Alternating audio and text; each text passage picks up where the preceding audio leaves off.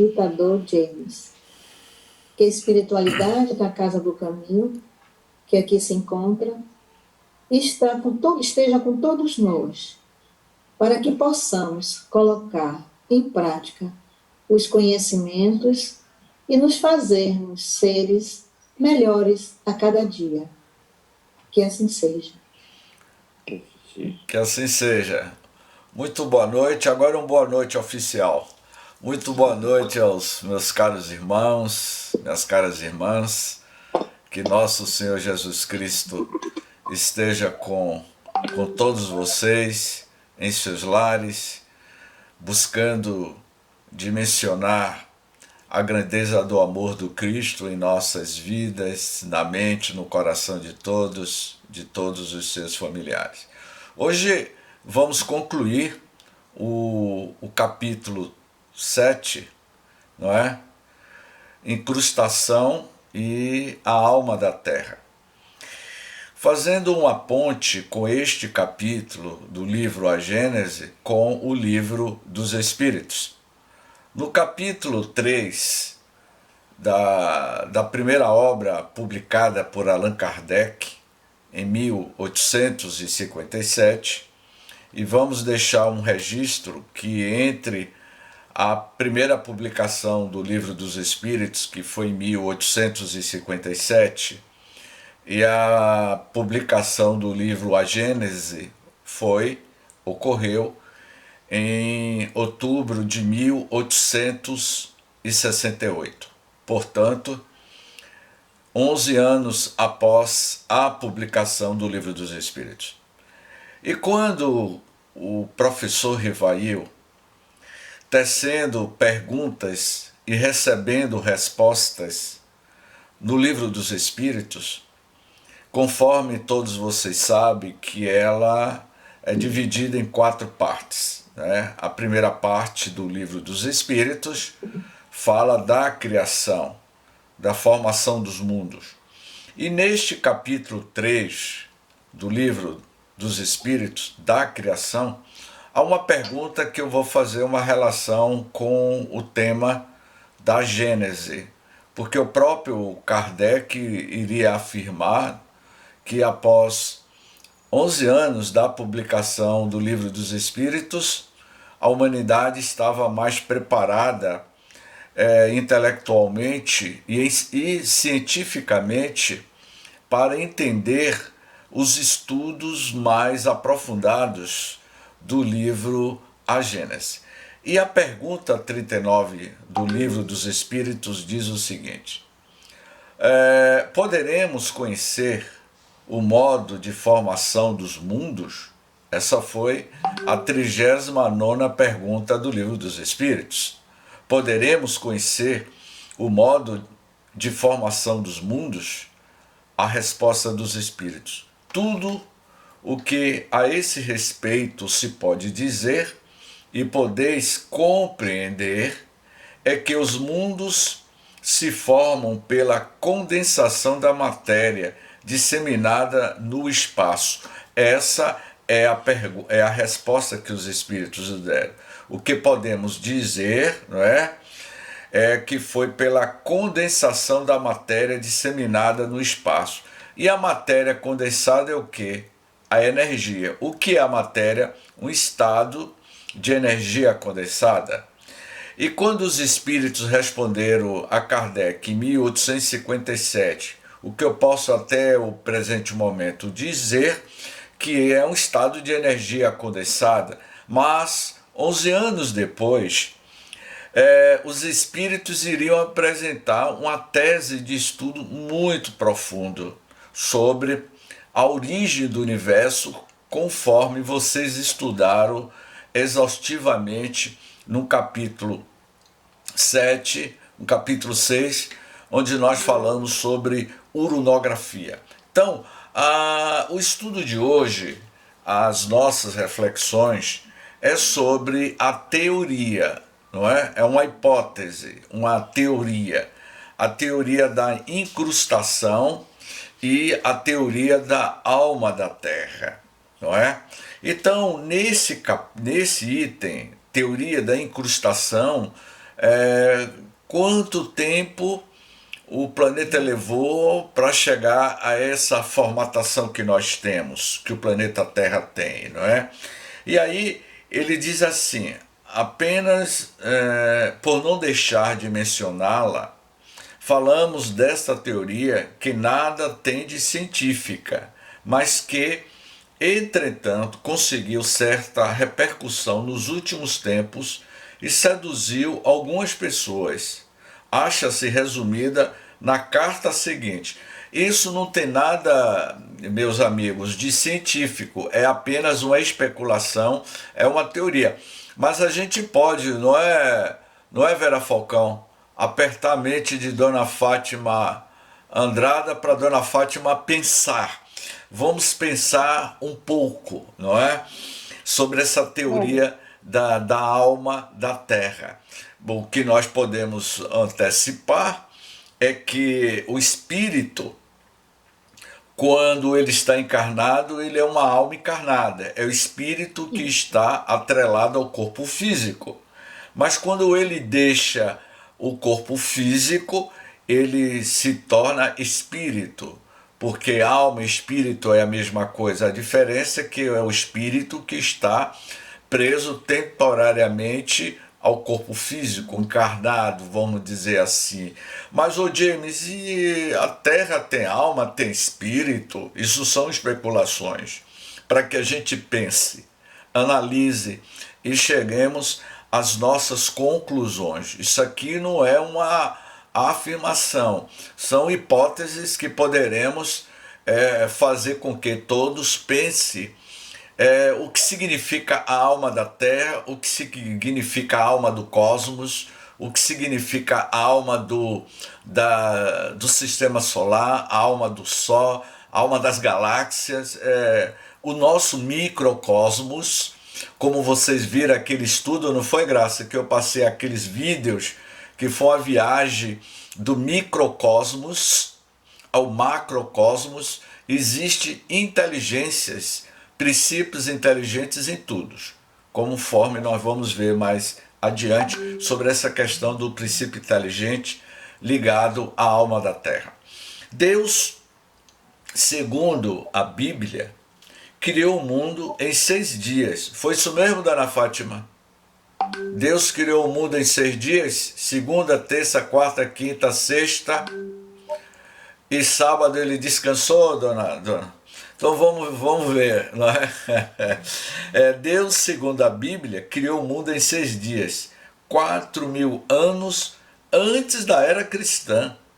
Essa afirmativa, os geólogos a contestam, refutam, firmados no estudo dos fósseis e dos milhares de caracteres incontestáveis que transportam a origem. Aí ele diz aqui, essa afirmativa os geólogos a contestam, firmado nos estudos dos fósseis de milhares de caracteres. Os próprios fósseis, não é, do Australopithecus, que é a forma humanoide mais antiga encontrada, de aproximadamente 3,2 milhões de anos.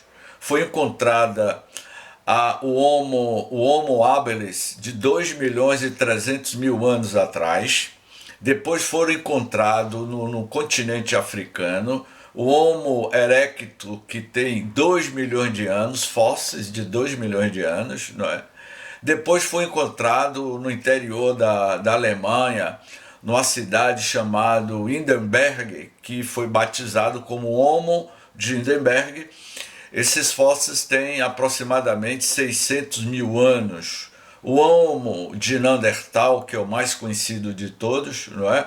Tem entre 400 mil a 30 mil anos. E o Homo sapiens, que tem 200 mil anos. E nesses últimos 50 mil anos, houve, por parte do Homo de Neandertal e do Homo sapiens, porque esses homos, eles conviveram juntos, todos eles, e houve uma fusão genética para dar a essa complexidade do Homo sapiens nesses últimos 200 mil anos. E nos 50 mil anos foi que houve, por parte do Homo sapiens, uma explosão criativa, não é? No que ele chama de Paleolítico Superior, e que ocorreu com a expansão do nosso polo frontal. Então, durante essa linha do tempo, nesses últimos 3,2 milhões de anos, foram descobrindo fósseis. Então derruba por tese a teoria de que da Bíblia, de que o homem foi criado há pouco tempo, há 4.000 anos. Isso não existe. Isso dentro da nossa cronologia, da paleontologia, isso é uma teoria bíblica. E que cada idade da Bíblia, esses 6 dias, 4.000 anos da era cristã, isso não significa nada. São milhões e milhões de anos, como vocês viram. Então, dá para vocês perceberem que Vera Falcão, ela já vem evoluindo há muitos anos. Nos últimos 50.000 anos, é fixado na nossa amiga Vera Falcão, não é? O significado de produzir sentimentos. Os nossos sentimentos, emoções começaram a fluir nos últimos 50.000 anos de evolução. Isso é muito fantástico. Então, a teoria da incrustação da Terra e todas as formas de vidas existentes na Terra, ele foi passando pelos seus planos de evolução de milhões e milhões de anos.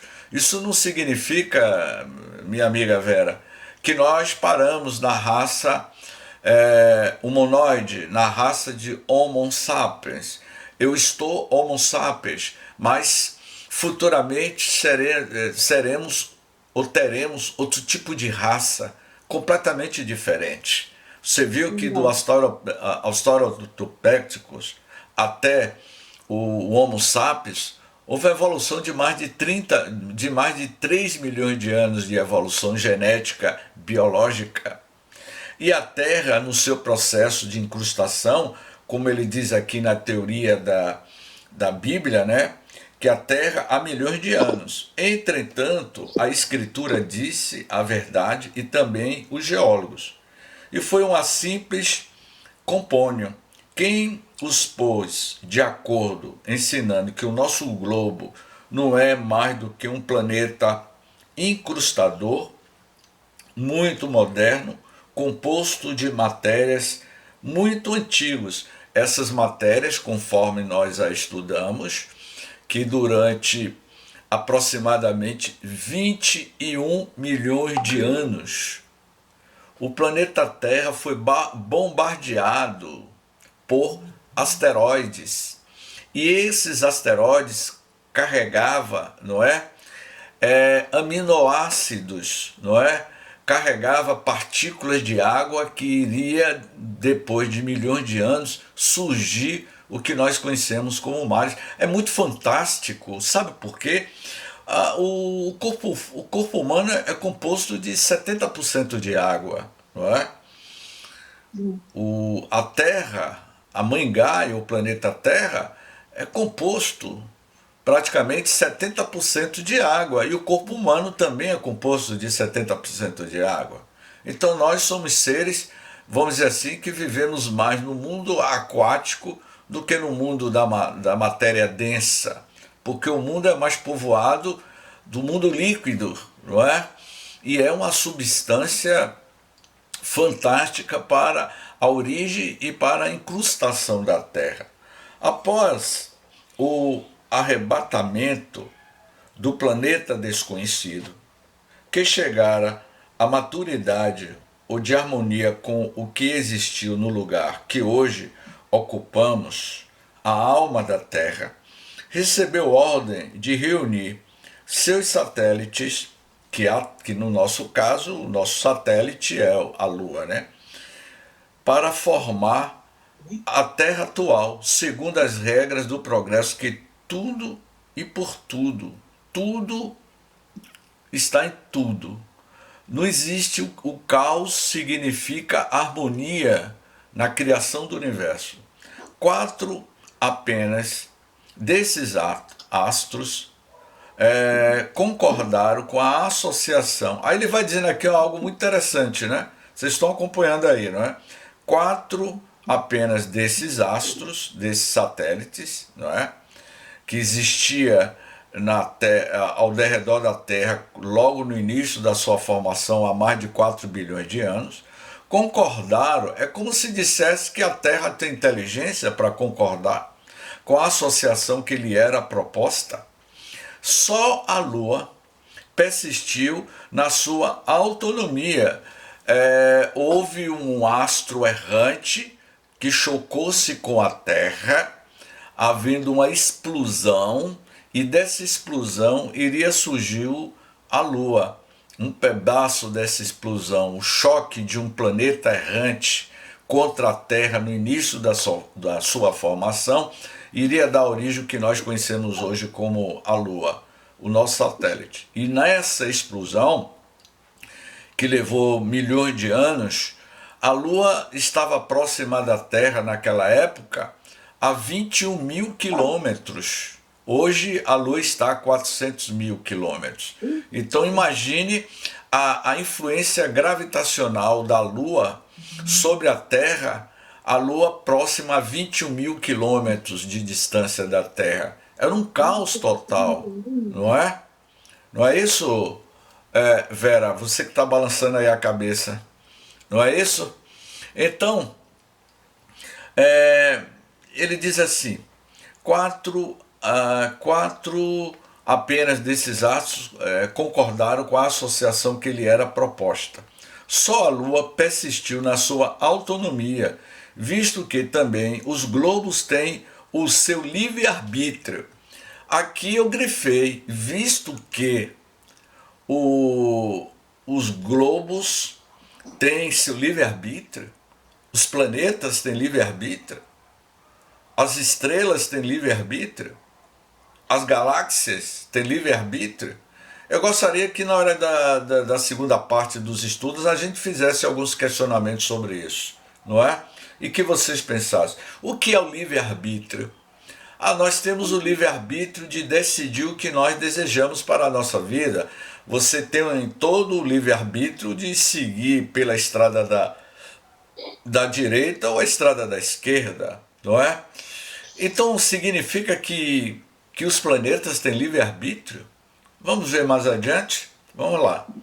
Para proceder a essa fusão, a alma da Terra, para proceder a essa fusão, essa bioenergia de matéria que estava no seu processo de ebulição, que Neil deGrasse, o astrofísico americano, ele vai chamar de planetesimais, que essas partículas cósmicas, essas poeiras cósmicas, o fluido cósmico universal que estava sendo manipulado pelas inteligências divinas, era que estava fazendo com que ocorresse a formação do planeta Terra e dos seus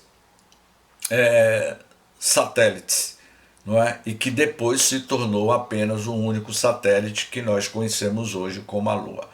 A alma da Terra dirigiu aos satélites um raio magnético atrativo que pôs em estado cataléptico todo o mobiliário vegetal, animal e hominal que eles possuíam e que trouxeram para a comunidade. A operação teve por únicas testemunhas a alma da Terra e os grandes mensageiros celestes que a ajudaram, não é? Nessa grande obra, abrindo aqueles globos, não é? Para lhes dar entranhas comum, praticada a soldadura do planeta Terra. As águas se escoaram para os vazios que a ausência da Lua deixara. As atmosferas se confundiriam e começou o despertar ou a ressurreição dos germes que estavam em catalepsia, em estado latente. O homem foi o último a ser tirado do estado de hipnotismo. Tudo isso é uma teoria, não é? E se viu cercado de luxuriante vegetação do paraíso terrestre e dos animais que passavam, não é? Por lá. Fecha. Alguém está com a câmera aberta aí, com o áudio aberto, Gal.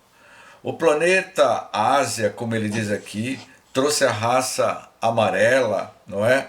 A de civilização mais antiga, a África, a raça negra, a Europa, a raça branca e a América, a raça vermelha, não é?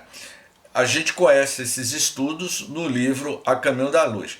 Tudo o que Kardec está apresentando aqui é uma especulação, é uma teoria dos estudiosos, de alguns teóricos da época do seu século XIX, porque nós sabemos que o processo se deu de forma lenta, gradativa, para a formação do princípio inteligente do universo, conforme a pergunta 606.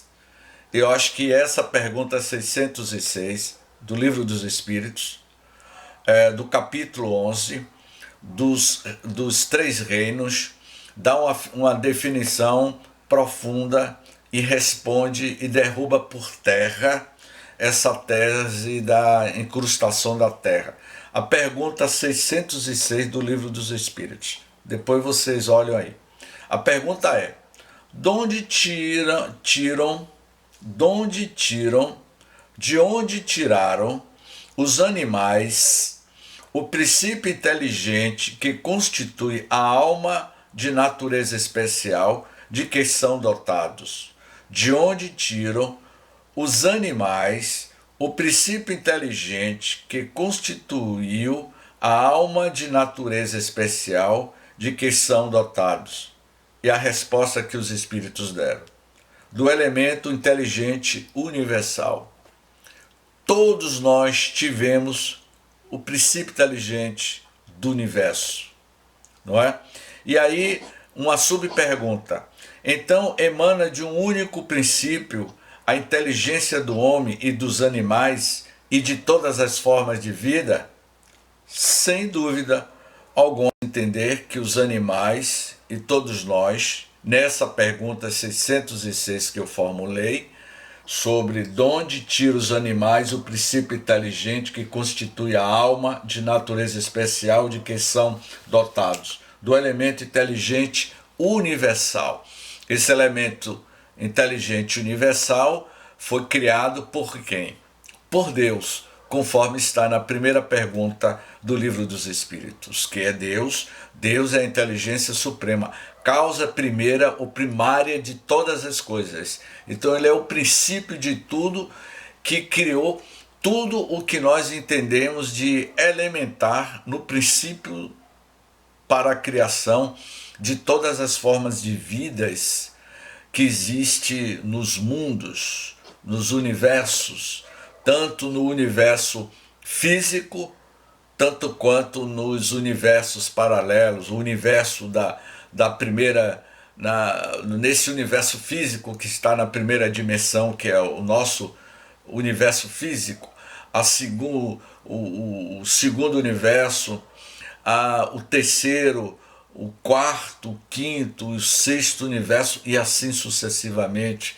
As gradações de universos são infinitas, que nós não temos ideia do que seja a constituição desses outros universos, desses outros mundos que são habitados por universos invisíveis e que os estudiosos da cosmologia estão afirmando que existe 75% do universo é constituído de energia escura e 45% é de matéria escura. E que energia escura é essa que povoa todo o universo? Energia escura não é que ela seja escura, é que eles não têm definição de linguagem. E nós sabemos, todos vocês sabem, pelo estudo da codificação espírita, de que o mundo espiritual já existia antes de surgir o mundo físico. A teoria do Big Bang, não é? O surgimento do universo, antes de surgir o universo, há 13,5 bilhões de anos, já existia o mundo espiritual. Os universos espirituais já existiam. E nós estamos nessa viagem há bilhões de anos. Para chegar aonde cada um de nós chegamos, nós somos campeões cósmicos. Estamos em uma verdadeira maratona cósmica, viajando acima da velocidade da luz, nos transformando constantemente no nosso processo de ser espiritual, nas infinitas reencarnações, desde o protoplasma lá nas profundezas dos mares aquáticos há bilhões de anos, até a essa angelitude que nós estamos chegando. Pois não, dona? Eu te peço desculpa, mas essa senhora, dona Vera, ela não está se sentindo bem. Tem alguma coisa com ela. A Graça já entrou em contato com ela, mas seria bom que ela prestasse um pouquinho de atenção aí. Graça fechou o microfone dela, ela está com a lente. Com ela, a senhora Vera Falcão. Isso é. Ela não está bem, não. Está assistindo alguma coisa, dona Vera? Tá. Abra aí, Vera, o seu microfone. Está assistindo alguma coisa, nossa amiga?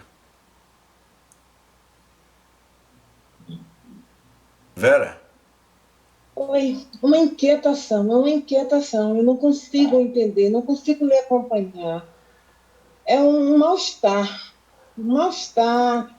aqui, a cabeça, não sei, gente, é muito difícil. Vera, vamos fazer o seguinte, Vera. Vera, vamos fazer o seguinte, você vai continuar aí.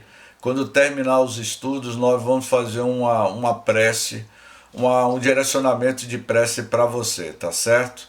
Isso é comum acontecer, essas inquietações podem ser interferências espirituais, tá certo? Então, minha amiga, deixe o microfone fechado, faça um esforço, faça uma oração, que no final dos estudos nós vamos direcionar as preces para você, tá certo? Pode ser alguma interferência espiritual. Então, aonde foi mesmo que eu estava, dona Fátima?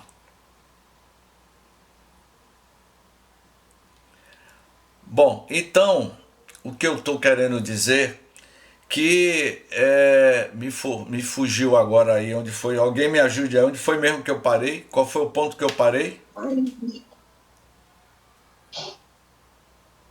Fecha o microfone aí, Graça.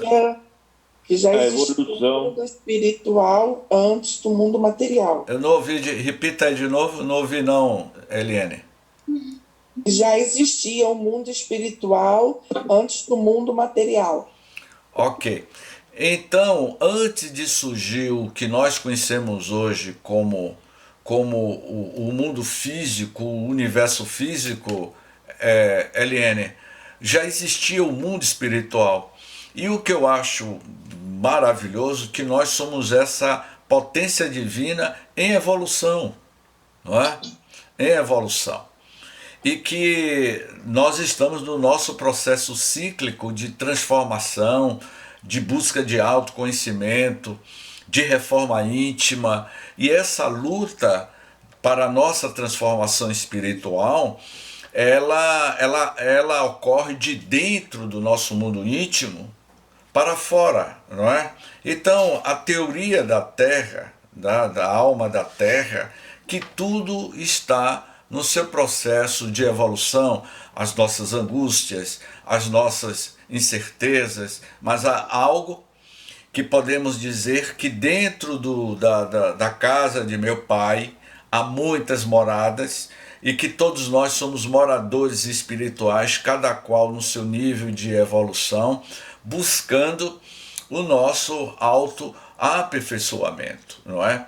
Então, no capítulo Alma da Terra, e eu escrevi ao lado, meus amigos, minha amiga Vera, Gaia, a palavra Gaia vem da mitologia grega. Gaia significa terra, planeta Terra.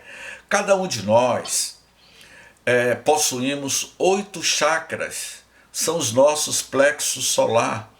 Nós, conforme todos sabem, que o espírito, ele, para reencarnar, ele precisa do corpo físico. Ele está ligado ao corpo físico através do perispírito. E nós temos esses campos energéticos, esses campos de força, não é? Que são os nossos chakras.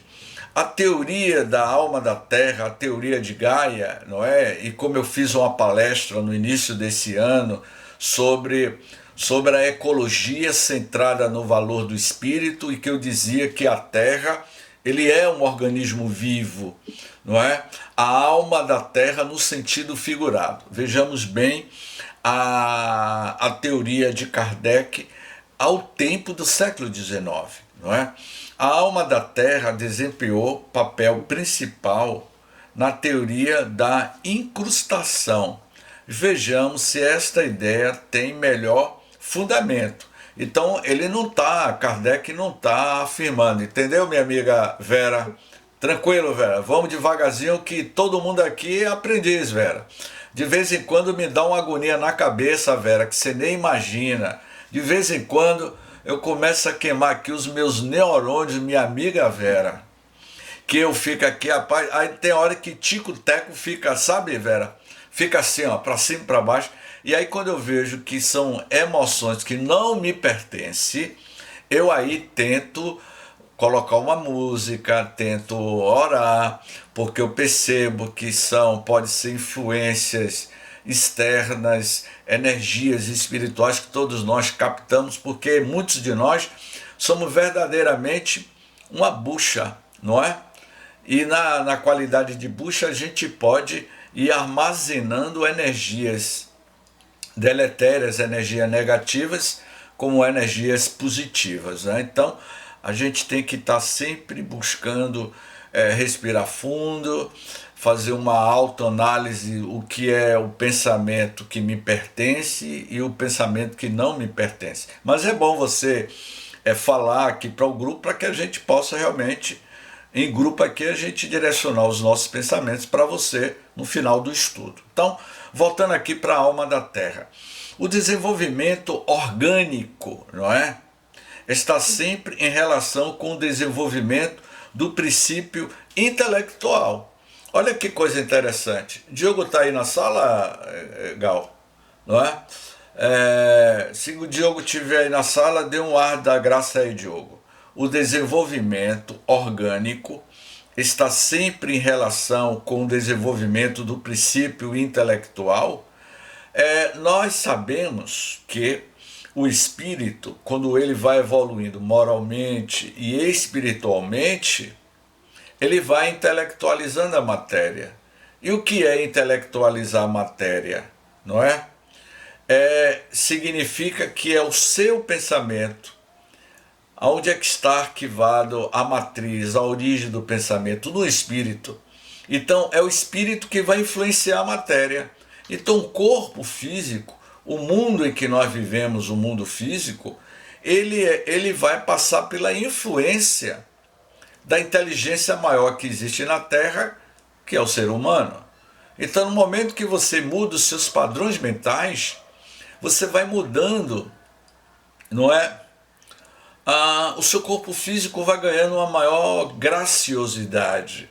Quando você vai mudando moralmente, espiritualmente, você vai criando campos de luzes, a sua aura vai se modificando. E na medida que a sua aura se modifica, ela vai influenciar o seu corpo físico, a sua saúde mental e espiritual, a sua saúde física.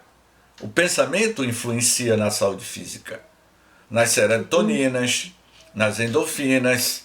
Quando você começa a produzir partículas de paz, que você ora, quando você conecta com o Criador, que busca o valor terapêutico da oração como remédio para a alma, para as nossas angústias, você vai diminuindo a sua tensão emocional, diminuindo o seu taque cardíaco, e você vai se autocontrolando.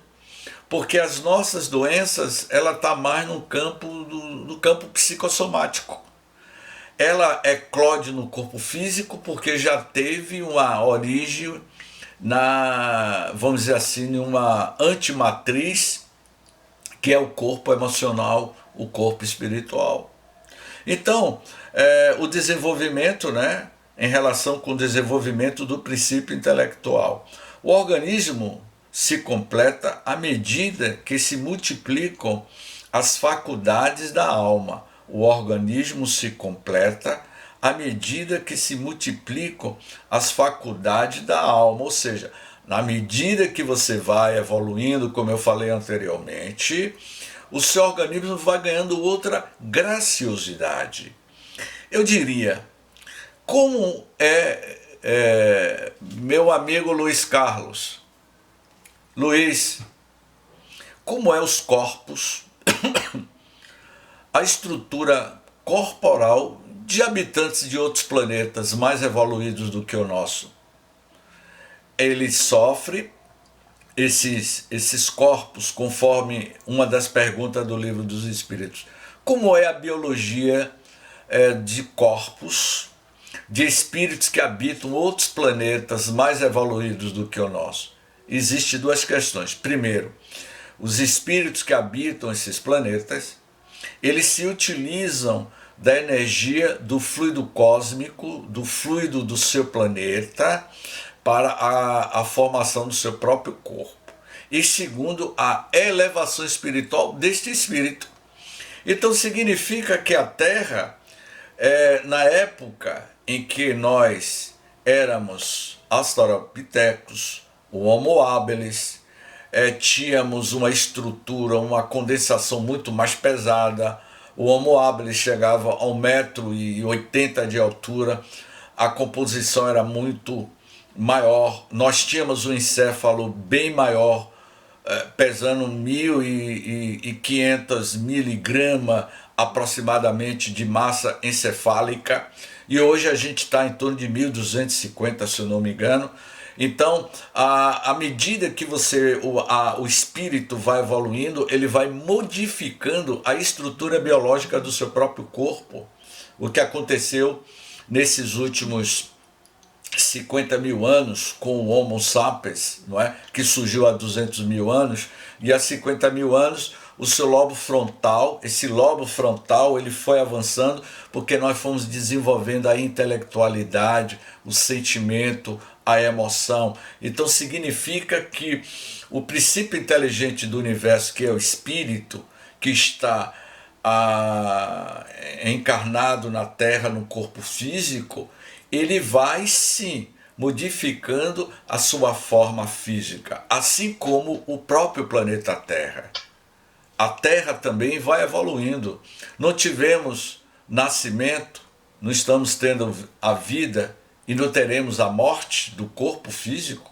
O planeta teve o seu nascimento, passou pela sua infância, pela sua maturidade, e vai chegar um momento que o planeta Terra vai entrar na sua senectude, na sua terceira idade, e vai morrer, porque é da lei da vida universal vida, morte e nascimento.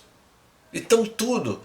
Então quando ele diz que a escala orgânica acompanha constantemente em todos os seres a progressão da inteligência desde o polípilo até o homem, e não podia ser de outro modo, pois que a alma precisa de um instrumento apropriado à importância das suas funções que lhes compete desempenhar. Imagine se nós temos o corpo necessário à nossa evolução neste atual momento, mas é provável que existem raças humanoides em outros planetas que a sua estrutura biológica é completamente diferente da nossa, não é? É possível que existam outros mundos que a arcada dentária, o cérebro tem outro tipo de estrutura. A epiderme é completamente diferente de acordo com o clima, com a gravidade do planeta em que essas raças habitam. Então, isso vai muito do papel que o espírito vai desempenhar no seu processo reencarnatório. De que serviria? Olha o que ele diz aqui. Ó. De que serviria a ostra possuir a inteligência, minha amiga Vera, não é? Olha que coisa interessante, Vera. De que serviria, Vera, a ostra possuir a inteligência do macaco sem os órgãos necessários à sua manifestação? Com um exemplo, Vera. Eu vou contar uma história para a gente, para minha amiga Vera perceber. Quando eu tinha 17 anos, Vera, eu pratiquei judô. Eu fiz judô durante um tempo. E eu tinha um colega que nós colocamos o apelido dele de Areia. Sabe? Areia. Sabe por quê? Porque ele trabalhava nas docas em Salvador. Ele era aquele rapaz, ele devia ter uns 20 anos na época, eu tinha 17, ele tinha 20 anos. Ele carregava saco de areia, saco de farinha, sacos de açúcar. Ele descarregava dos caminhões que paravam ali no comércio, na Avenida da França, e carregava os contêineres dos navios. Ele carregava sacos, 60, 120 quilos de 2 sacos, e cada saco de 60 quilos em cima do ombro, e carregava os caminhões e descarregava lá nas docas da Avenida da França na década de 70. E Areia, como a gente chamava ele, Vera, ele foi fazer judô. E quando eu fui lutar com ele, eu era faixa roxa, Vera. Faixa roxa é o último grau para a faixa preta. Eu iria para a faixa preta, eu era faixa roxa, e Areia, ele era faixa branca, ele estava iniciando no judô. Eu tinha todo o conhecimento técnico, não é? Eu conhecia toda a técnica da luta marcial, não é? Usando o kimono, e Areia estava iniciando, Vera. Só que quando a Areia, Vera, pegou no meu kimono, minha amiga Vera, ele pegou no meu kimono, sabe o que foi que ele fez, Vera, comigo? Ele me jogou pro canto do tatame como se estivesse jogando um saco de areia. O homem era tão forte, meus amigos, que ele me agarrava assim, ó. E até os colegas que eram faixa preta e ele faixa branca, ninguém conseguia derrubar a Areia, porque ele tinha uma estrutura biológica por conta de muitos anos. Ele começou a carregar, trabalhar nas docas do comércio com 14 anos de idade. Aos 20 anos, ele foi fazer judô, então ele era musculoso. Então ele pegava a gente, até o professor Losfei Shiozawa, que foi meu professor de judô, ele foi terceiro campeão mundial das Olimpíadas de Munique em 1973.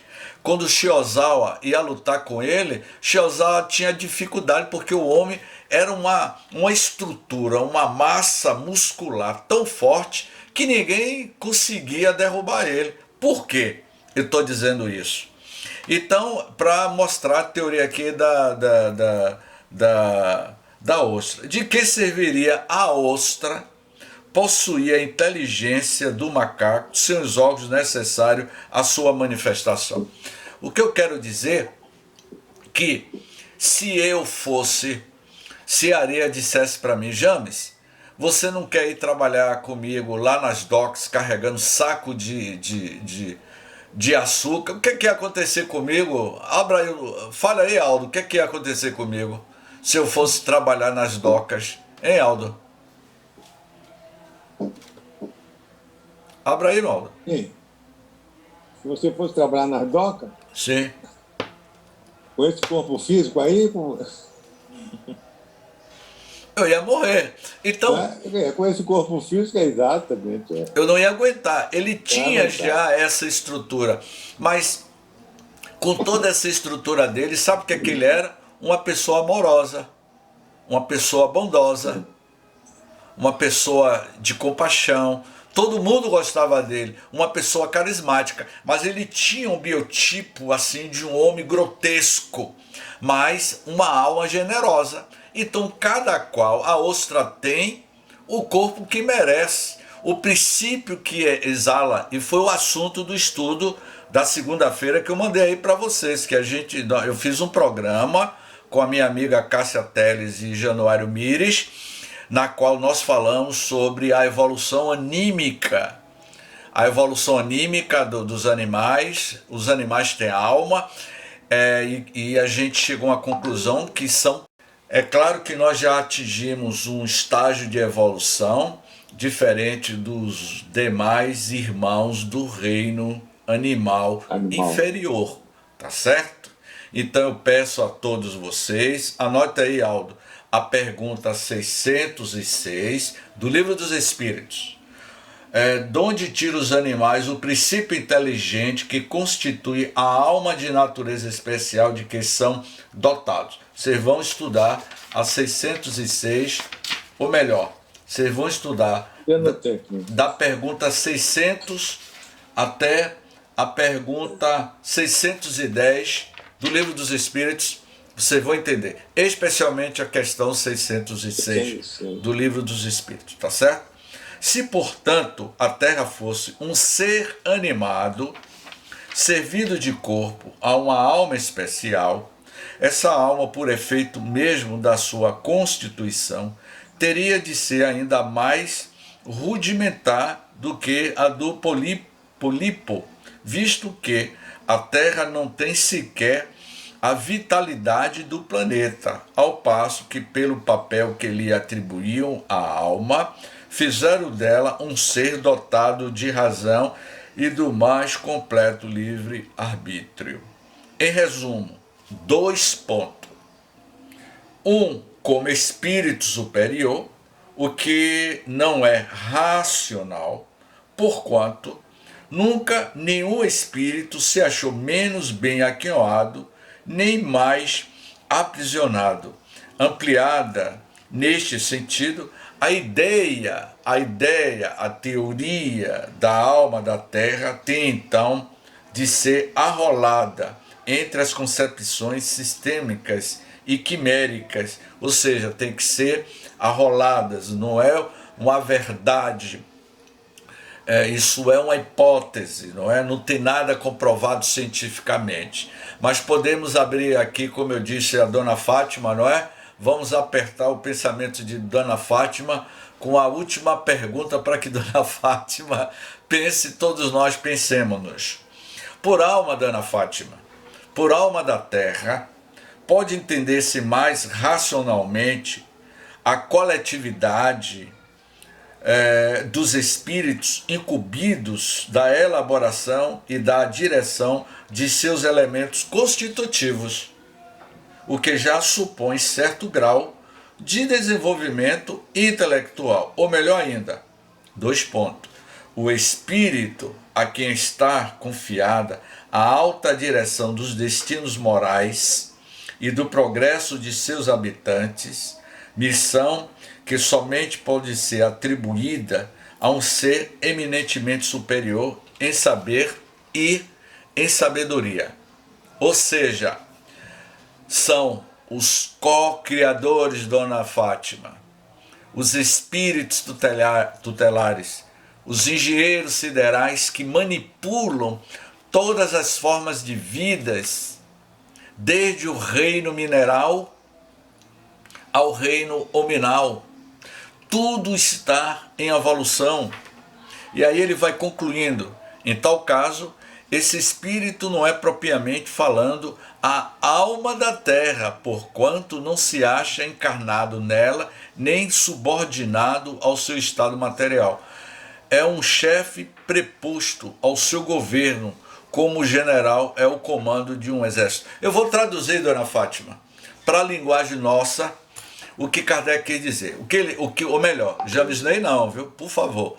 André Luiz, no livro Evolução em 2 Mundos, André Luiz vai dizer nos 3 primeiros capítulos. que a Terra, o planeta Terra, é manipulado por inteligências superiores, os arcanjos divinos, os prepostos do Cristo planetário. Esses engenheiros siderais manipulam a alquimia terrestre, desde a formação da Terra até os nossos dias atuais, há bilhões e bilhões de anos, que é manipulado por esses espíritos, esses tutelares divinos, e que o átomo, o próton, ele é possuidor de inteligência. É isso que eu quero lhe dizer, meus amigos, Dona Fátima. O átomo, o próton, a célula, tem o seu princípio inteligente. Tudo está em evolução. Percebeu, Dona Fátima? Tudo está em evolução, desde um átomo, desde um próton, até o ser angelical. Significa que o princípio inteligente está em diversas fases de evolução no nosso universo, no nosso planeta Terra. Entendeu, minha amiga Vera? Está mais tranquila agora, né, Vera? Então, Vera, os seus 10 trilhões de células, minha amiga Vera, porque o corpo humano é constituído de 10 trilhões de células, é movida por esse princípio inteligente, que vamos dizer que é o amor do Criador. Você, Vera, está mergulhado nesse princípio inteligente do amor do Criador. Eu sou a mais pura expressão do amor do Criador, minha amiga Vera, a todos nós. Então, encerrando esse capítulo 8, não é? Nos mostra de que a nossa vida, ela é dinâmica, ela é constante, ela é cíclica. O que é cíclico?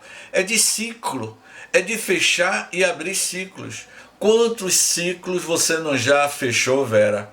E quantos ciclos você ainda vai abrir na jornada da tua vida? A nossa vida é feita de ciclos, de abrir e fechar, e nos dando, não é isso, minha amiga Ana Cláudia, possibilidades infinitas de crescimento espiritual. O que nos leva, Ana Cláudia, é ter esse sentimento de potência divina que eu sou. Quando a gente começa a estudar a Gênese, que essa semana eu recebi no privado aí um amigo que não está podendo acompanhar o estudo da Gênese, ele acompanha pelas gravações, e ele estava me dizendo: James, agora eu estou entendendo o significado da existência do ser através dos estudos da Gênese, porque eu achava que a Gênese era a criação bíblica. Quando a gente fala assim, Gênese significa criação, mas não nessa profundidade de entendimento. Todo esse estudo que nós estamos tendo aí nesses próximos capítulos e alguns próximos, é para que a gente entenda a evolução espiritual de Jesus e como Jesus operava os milagres, que é um dos capítulos do livro A Gênese, sobre os milagres de Jesus. O Evangelho de Jesus como proposta terapêutica para o crescimento espiritual de cada um de nós. Olha que bacana. Então você está tendo um estudo, porque se vocês fossem estudar em uma universidade, e como eu vou indicar, vai ter um capítulo, viu, minha amiga Ana Cláudia, não é? Você está com um cachorrinho aí no colo, hein, Ana Cláudia? Como é o nome do cachorrinho, Ana Cláudia? Ela está com um cachorrinho ali, ó. Halle. Cometa de Halle. Ah, que maravilha. Não, eu vou... Quando a gente estudar sobre Gênese orgânica, nós vamos falar sobre Gênese orgânica no capítulo 10, formação primária dos seres vivos, princípio vital, geração espontânea, escala dos seres orgânicos, o homem corpóreo. Quando a gente chegar neste capítulo 10, eu vou mandar para vocês, tá certo? Uma aula são 12 aulas, são 12 vídeos entre 20 a 25 minutos. Cada aula dá em torno de 20 a 25 minutos, tá certo? Do maior e único paleontólogo, biólogo aqui no Brasil. Ele é considerado um dos eminentes paleontólogos do mundo, chamado Walter Neves. E quando a gente começar a estudar gênese orgânica, nós vamos fundamentar o nosso estudo com esta aula gratuita que vocês terão. Eu vou mandar os vídeos, são 12 aulas do professor Walter Neves. Se vocês quiserem, vocês podem até já ir pesquisando. Walter Neves, antropólogo, biólogo. São 12 aulas espetacular que você, Ana Cláudia, vai entender o significado de Halley na sua vida. E qual é a diferença entre Ana Cláudia e Halley, não é? Então, porque que, imagine um dia Halley começar a se comunicar com Ana Cláudia. Então, o que eu estou te dizendo, eu estou antecipando o que nós vamos estudar lá no capítulo 10, Gênese Orgânica. Esse Walter Neves, ele vai explicar a evolução da raça humana na Terra, a nossa estrutura biológica, e vocês vão ter um autoconhecimento biológico. E é uma aula gratuita, que é cara a aula dele. E vocês vão ter essa aula gratuita e vocês vão ficar realmente assim, PhD em antropologia, tá certo? Então, eu agora vou abrir para as participações de todos vocês. Tem alguma pergunta, Graça? Deixa eu verificar aqui.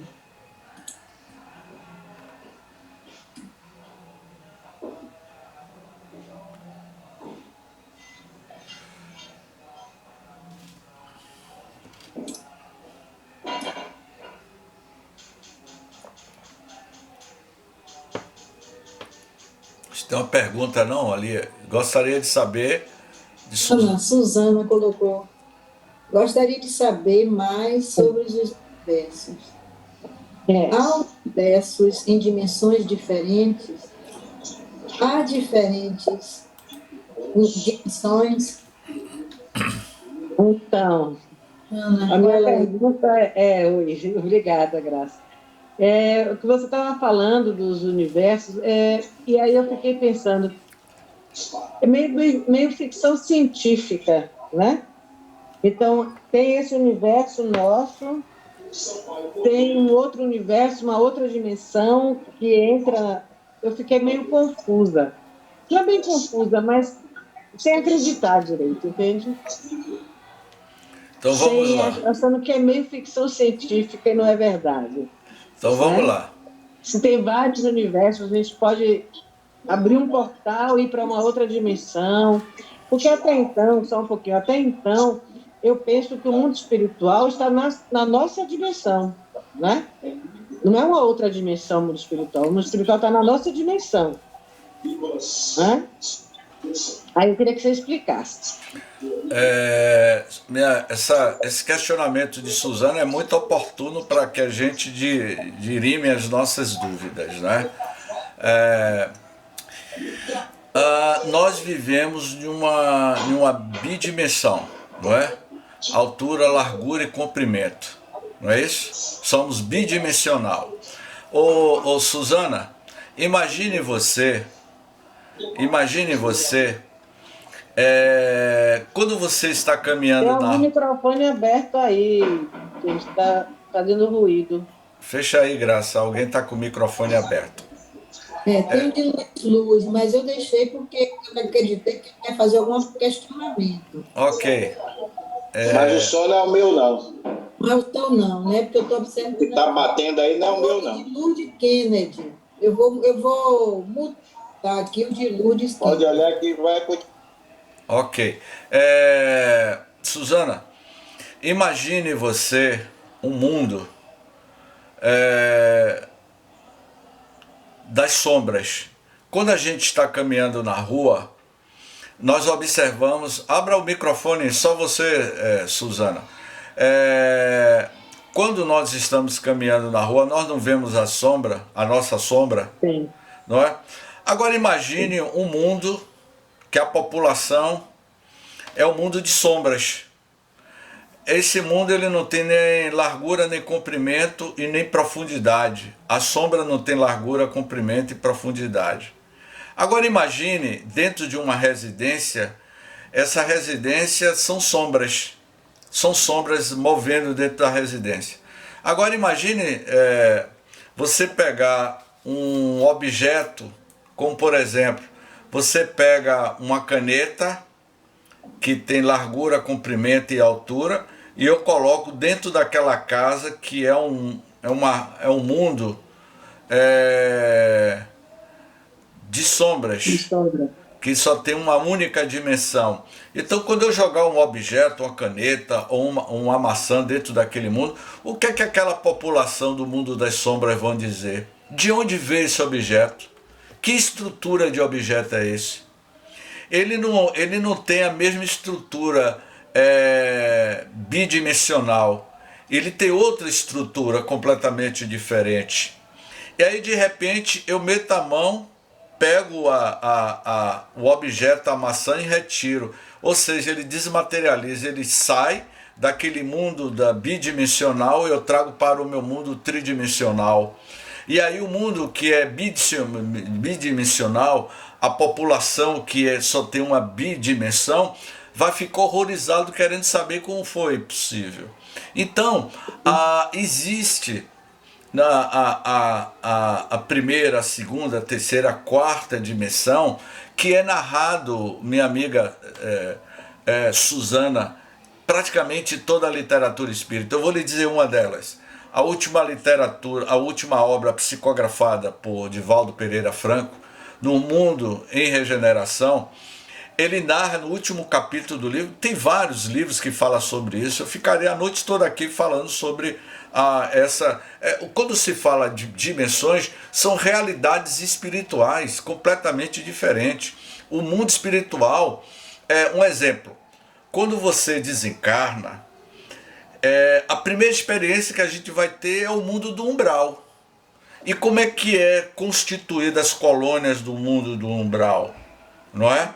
Elas estão muito próximas à psicosfera da Terra, porque ainda possui a densidade da Terra.